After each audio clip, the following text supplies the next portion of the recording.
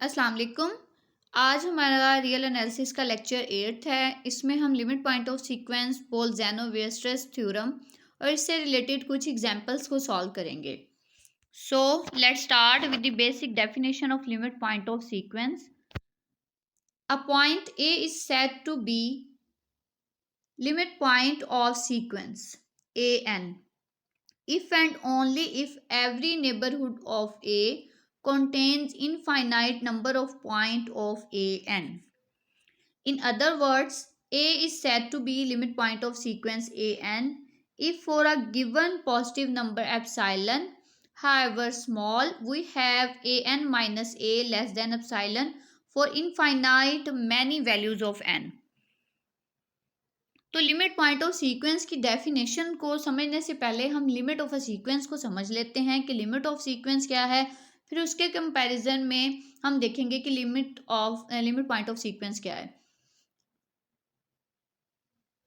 हमने previous lecture में देखा कि हमारे पास डेफिनेशन थी कन्वर्जेंट सीक्वेंस की कि अगर हमारे पास कोई सीक्वेंस है ए एन, उसमें से अगर कोई लिमिट एल हम सब्ट्रैक्ट करें और उसका मोड कैलकुलेट करें तो वो लेस देन आता है एप्सिलॉन से, फॉर एप्सिलॉन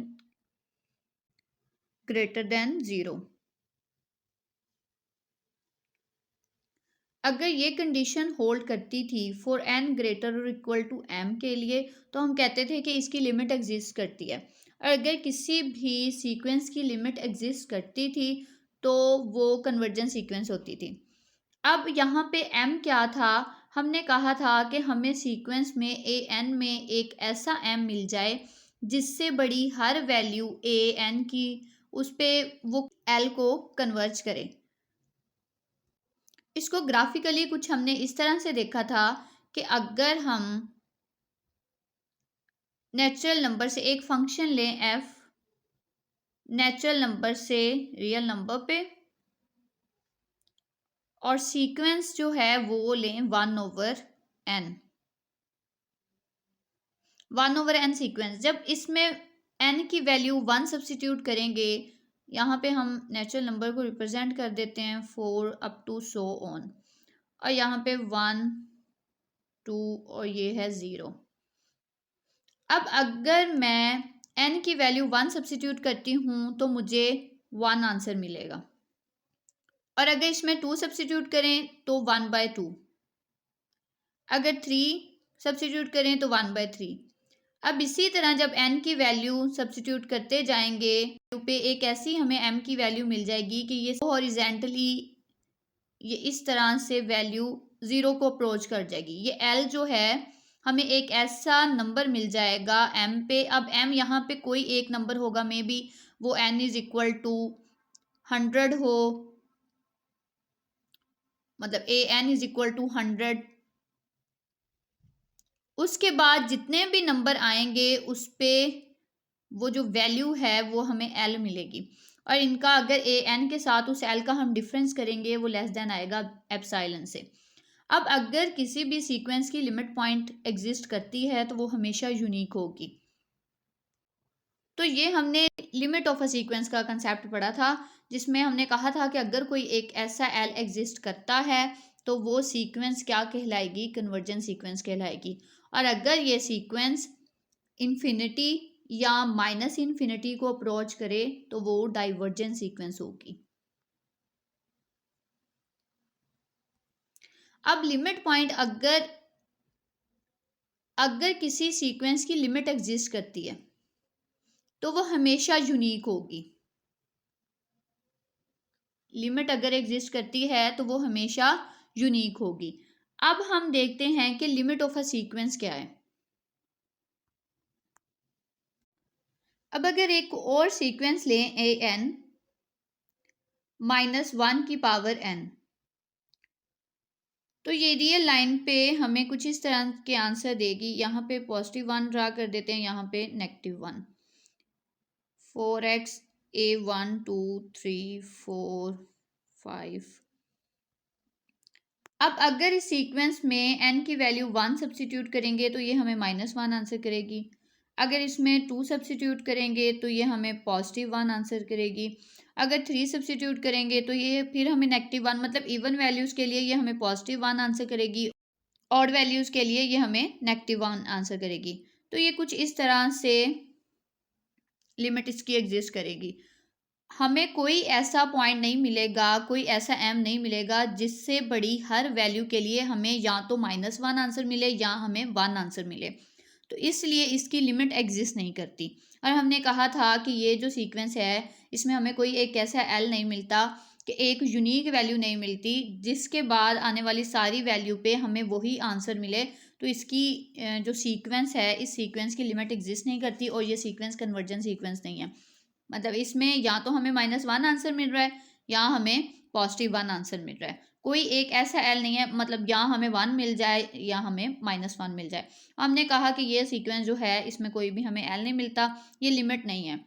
लेकिन अब अगर हम इसी एग्जाम्पल को लेके लिमिट पॉइंट समझें,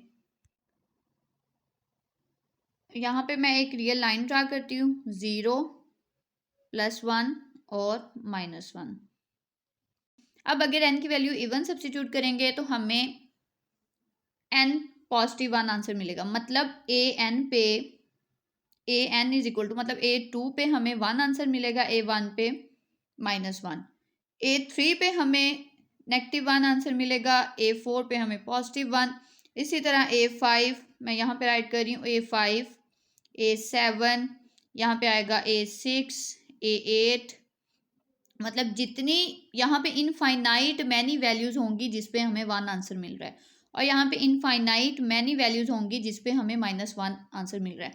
अगर हम इसका नेबरहुड लें -1 का, तो इस नेबरहुड के अंदर इनफाइनाइट मैनी वैल्यूज हैं जिस पे हमें -1 आंसर मिल रहा है, और इसके अगर बाहर देखें तो भी हमें इनफाइनाइट वैल्यूज हैं जिस पे हमें 1 आंसर मिल रहा है। अगर इसका नेबरहुड लें तो यहाँ पे भी इनफाइनाइट मैनी वैल्यूज हैं जिस पे हमें 1 आंसर मिल रहा है। तो 1 और -1 जो हैं वो इस सीक्वेंस के लिमिट पॉइंट हैं। लिमिट अगर एग्जिस्ट करेगी तो वो यूनिक होगी, लेकिन ये जो हैं ये लिमिट पॉइंट हैं इसके। अब इस डेफिनेशन को अगेन देखते हैं कि ए जो है वो लिमिट पॉइंट होगा किसी भी सीक्वेंस का अगर हमें उस पॉजिटिव एप्सिलॉन के लिए इनफाइनाइट मैनी पॉइंट मिल जाएं ए एन के। अब हमने देखा कि हमें 1 भी आंसर मिल रहा था जब हमने इवन वैल्यूज रखी, और -1 आंसर मिल रहा था जब हमने ओड वैल्यूज रखी। तो इनफाइनाइट मैनी वैल्यूज मिल गई उसके नेबरहुड में। और इसी तरह इसमें कह रहे हैं कि point A is said to be limit point of a sequence. किसी पॉइंट ए को लिमिट पॉइंट कहेंगे उस सीक्वेंस ए एन का अगर उसके नेबरहुड, मतलब उसके नेबरहुड में इनफाइनाइट मैनी पॉइंट्स एग्जिस्ट करें। नेक्स्ट कहते हैं कि R limit point of range set a1 a2 a3 so on is the limit point of this sequence। अब हमने ए एन की अगर सीक्वेंस ली -1 की पावर n, इसमें आ रही थी, इसकी रेंज में आ रहा है 1 और -1, और हमने देखा 1 और -1 ही उसके लिमिट पॉइंट थे। तो ये बात करें कि limit point of the range set का जो लिमिट पॉइंट है वही लिमिट पॉइंट होंगे उस सीक्वेंस का, लेकिन इसका कन्वर्स होल्ड नहीं करता। यहाँ हमारे पास सीक्वेंस है A N is equal to 1 + -1 की power n, A N is equal to, अगर हम इसकी सीक्वेंस बनाएं तो ये कुछ इस तरह की होगी, 0 2 0 2 सो ऑन। जब हम इधर n की वैल्यू 1 सब्स्टिट्यूट करेंगे तो ये हमें 0 आंसर, मतलब a1 की वैल्यू 0 आ जाएगी। अगर इसमें इवन नंबर सब्स्टिट्यूट करेंगे तो ये हमें 2 आंसर करेगा। इसी तरह a2 टर्म जो है वो 2 आ जाएगी, a3 पे ये हमें 0 आंसर करेगा, a4 पे ये हमें 2 आंसर करेगा। मतलब 0 भी इनफाइनाइट मैनी टर्म्स जो हैं वो हमें 0 आंसर कर रही हैं, और इनफाइनाइट मैनी टर्म्स जो हैं वो हमें 2 आंसर कर रही हैं। हमने यही कंसेप्ट पढ़ा था। अगर मैं इधर रियल लाइन ड्रा करूँ, यहाँ पे 0 है, यहाँ पे मैं कोई नंबर 2 ले लूँ। अब इनफाइनाइट अगर इसका हम नेबरहुड बनाएं तो ये आएगा 2 + एप्सिलॉन और 2 - एप्सिलॉन। अब इसके नेबरहुड में इनफाइनाइट मैनी टर्म्स लाई कर रही हैं। A2 भी इसमें है, A4 भी इसमें है, A6 भी, और इसी तरह 0 का अगर नेबरहुड लें तो ये आएगा एप्साइलन और माइनस एप्साइलन। अब इसमें भी इनफाइनाइट मैनी टर्म्स हैं, मतलब A1 का आंसर भी 0 है, A3 भी 0 है, A5 भी 0 है। तो ये जो सीक्वेंस है ये 0 और 2 तो इसके लिमिट पॉइंट हैं, लेकिन 0 2 इसकी रेंज के लिमिट पॉइंट नहीं है। रेंज के लिमिट पॉइंट क्यों नहीं है, ये हमने एक रिजल्ट पढ़ा है कि अगर कोई रियल नंबर का हम फाइनाइट सेट लें तो वो उसके लिमिट पॉइंट नहीं होंगे, वो पॉइंट उसके उसके लिमिट पॉइंट एग्जिस्ट नहीं करेंगे। तो 0 और 2 इसके लिमिट पॉइंट नहीं है, लेकिन 0 और मतलब रेंज के लिमिट पॉइंट नहीं है, लेकिन ये जो सीक्वेंस है उसके लिमिट पॉइंट है। तो हमने देखा कि 0 और 2 जो हैं वो लिमिट पॉइंट तो हैं इस सीक्वेंस के, लेकिन रेंज सेट के वो लिमिट पॉइंट नहीं है, क्योंकि रेंज सेट फाइनाइट है और फाइनाइट रियल नंबर के सेट के लिमिट पॉइंट एग्जिस्ट नहीं करते। नेक्स्ट कुछ इंपॉर्टेंट रिजल्ट हैं। थ्योरम नंबर 1 है, if a point A repeat indefinitely in a sequence an, then the point is limit point of sequence but not the limit point of range set। अभी हमने एक example की, उसी से related एक example और करते हैं। अगर मैं सीक्वेंस लूँ -1 की पावर n, तो ये आएगी an is equal to -1 1 -1 so on. अब हमने कहा कि इस सीक्वेंस के लिमिट पॉइंट में 1 और -1 आता है। ये हम ऑलरेडी देख चुके हैं कि ये इसके लिमिट पॉइंट हैं -1 और 1, लेकिन अगर इसका रेंज सेट देखें तो वो है -1 और 1, और ये इनफाइनाइट नहीं है, ये फाइनाइट सेट है। और हमने ये रिजल्ट पढ़ा कि अगर कोई फाइनाइट सेट होगा रियल नंबर का तो उसका लिमिट पॉइंट एग्जिस्ट नहीं करेगा, मतलब वो -1 और 1 उसके लिमिट पॉइंट नहीं होंगे। तो ये रिजल्ट से हमने देखा कि अगर कोई हमारे पास सीक्वेंस चेंज हो रही है इनडेफिनेटली, वो सीक्वेंस चेंज हो रही है, हमें डिफरेंट आंसर कर रही है, तो वो उसके लिमिट पॉइंट तो होंगे, 1 और -1 इसके लिमिट पॉइंट तो हैं, लेकिन ये लिमिट पॉइंट उसकी रेंज सेट के लिमिट पॉइंट नहीं होंगे। नेक्स्ट है, limit point of sequence is also limit of a sequence is also limit point of a sequence. मतलब अगर कोई लिमिट एग्जिस्ट करती है तो उसका लिमिट पॉइंट भी होगी, लेकिन इसका कन्वर्स होल्ड नहीं करता कि अगर लिमिट पॉइंट हैं तो वो ज़रूरी नहीं है कि उसकी लिमिट एग्जिस्ट करे। जैसे हमने एक सीक्वेंस देखी an इज इक्वल टू -1 की पावर n। अब इसके लिमिट पॉइंट जो थे वो -1 और 1 थे, लेकिन -1 और 1 की वजह से ये जो सीक्वेंस थी ये इसकी लिमिट एग्जिस्ट नहीं करती थी, बिकॉज ये किसी एक एल को अप्रोच नहीं करते जहाँ पे हमें यूनिक आंसर मिले, इसलिए ये लिमिट पॉइंट तो थे लेकिन उसकी लिमिट नहीं थी उस सीक्वेंस की। तो यही इसका कन्वर्स है कि कन्वर्स इसका होल्ड नहीं करता, लेकिन अगर कोई लिमिट पॉइंट है मतलब एल कोई वैल्यू है तो वो उसके लिमिट पॉइंट में लाजमी आएगी। अब इसको एग्जाम्पल से किया गया है कि अगर हम एक सीक्वेंस ले an और ये उसकी सीक्वेंस है, तो ये अप्रोच करेगी, अगर इसकी इन्फिनिटी हम लिमिट लें तो वो 0 को अप्रोच करेगी, तो 0 इसकी लिमिट है सीक्वेंस की, और 0 इसका लिमिट पॉइंट भी है। इसी तरह ये -1 की पावर n की सीक्वेंस है, अब ये ओसिलेट कर रही है -1 और 1 में, ये इसके रेंज सेट हैं और यही इसके लिमिट पॉइंट हैं इस सीक्वेंस के, लेकिन इसकी लिमिट एग्जिस्ट नहीं करती। कोई हमें एक ऐसा पॉइंट नहीं मिलता जहाँ पे हमें कोई एक ऐसी एल की वैल्यू मिले कि उससे बड़ी सारी वैल्यूज़ के लिए हमें कोई, अगर हम उस सीक्वेंस का डिफरेंस लें एल के साथ तो वो लेस देन आ जाए एप्सिलॉन से। नेक्स्ट है Bolzano Weierstrass theorem, every bounded sequence has a limit point. तो ये थ्योरम हमें क्या स्टेट करता है कि अगर हमारे पास कोई बाउंडेड सीक्वेंस है तो उसका लाजमी लिमिट पॉइंट एग्जिस्ट करेगा। अगर हम कोई बाउंडेड सीक्वेंस लें an is equal to 1 1/2 1/3 up to so on.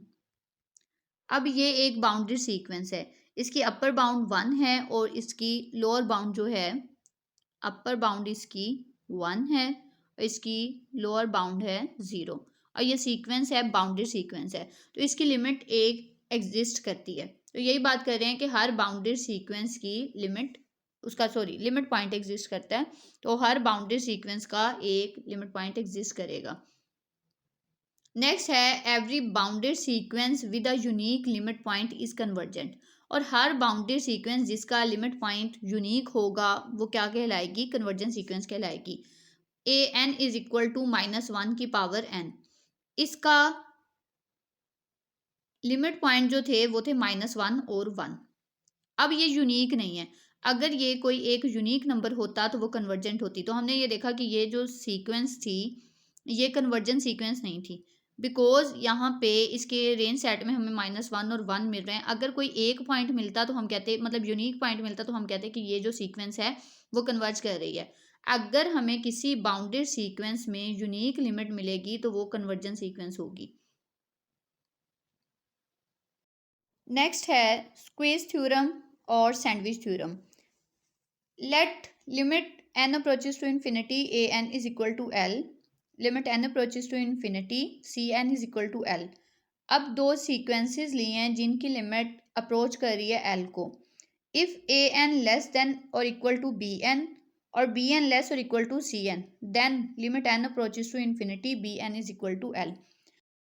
अब सैंडविच थ्योरम किसी भी फंक्शन की लिमिट फाइंड आउट करने के लिए यूज़ किया जाता है जब हमें दो फंक्शंस की लिमिट पता होती है। Basically sandwich theorem is used to find out the limit of a function by comparing it with other two function whose limit are known. Let's understand this with example. अगर मैं कोई function लूँ F of X is equal to limit X approaches to in 0 X square sine 1 over x.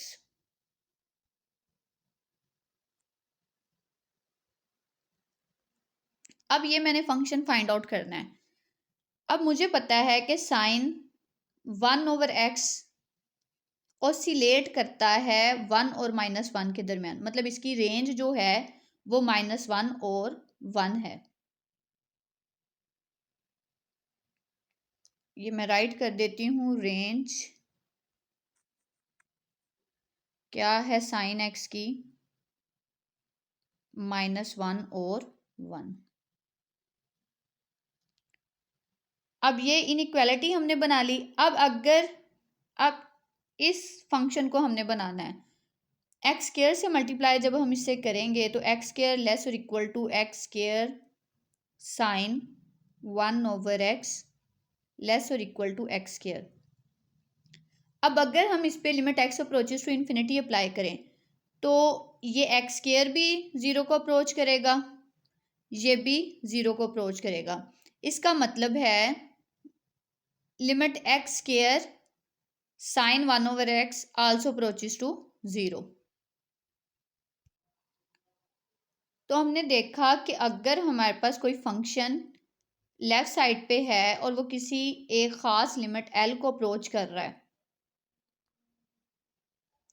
और right side वाला function भी L को approach कर रहा है, तो जो मिडल फंक्शन होगा वो भी एल को अप्रोच करेगा। सैंडविच थ्योरम यही कहता है कि अगर हमारे पास कोई दो सीक्वेंसेस हैं ए एन और सी एन, इनकी लिमिट्स को लेकर हम बी एन की लिमिट फाइंड आउट कर सकते हैं। अब यहाँ पे limit N approaches to infinity N approaches to 0,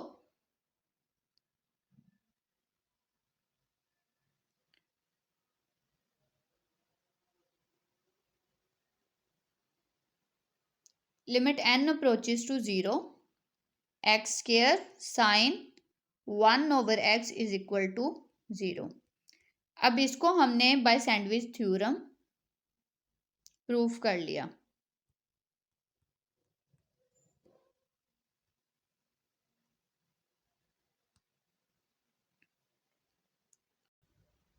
So sandwich theorem is used to find out the limit of a function when we are given with two other functions with the same limit and we have to find the middle one.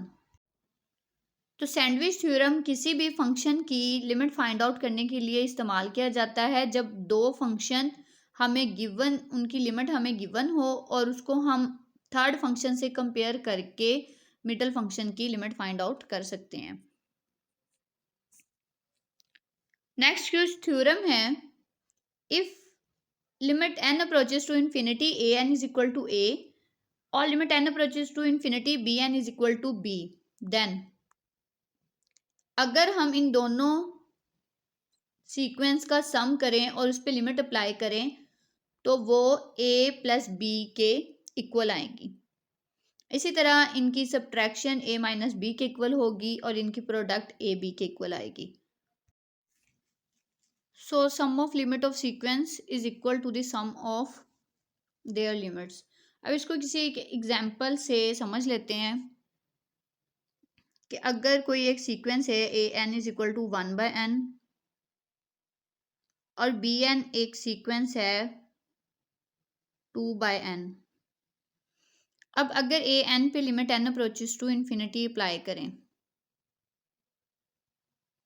तो ये 0 आएगा और अगर B N पे limit n approaches to infinity apply करें 2/n तो ये भी 0 आंसर करेगा।